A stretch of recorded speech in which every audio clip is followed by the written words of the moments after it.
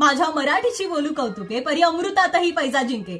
मंडळी, प्रत्येक मराठी भाषिकांसाठी आजचा दिवस हा आनंदाचा आणि गर्वाचा आहे, कारण आपल्या मराठी भाषेला अभिजात भाषेचा दर्जा मिळालेला आहे. पण नेमकं अभिजात म्हणजे काय? आतापर्यंत भारतामध्ये 6 भाषांना दर्जा मिळाला आणि आता त्यामध्ये आपली मराठी भाषा सुद्धा ऍड झालेली आहे. यासाठी नेमकं काय गरजेचं आहे? तर सगळ्यात पहिलं, भाषा ही प्राचीन आणि तिचं साहित्य श्रेष्ठ असायला हवं.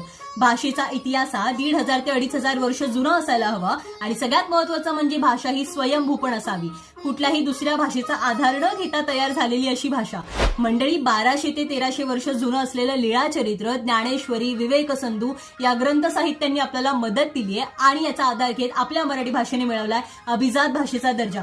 आता यानंतर नेमकं काय होणार आहे? तर भारतातल्या तब्बल 450 विद्यापीठांमध्ये मराठी भाषा शिकवली जाणार आहे. महाराष्ट्रातल्या 1200 ग्रंथालयांना सशक्तीकरण मिळणार आहे. मराठीतलं ग्रंथ साहित्य अनुवादित होणार आहे आणि सगळ्यात महत्वाचं म्हणजे मराठीच्या उत्कर्षासाठी लढणारी प्रत्येक संस्था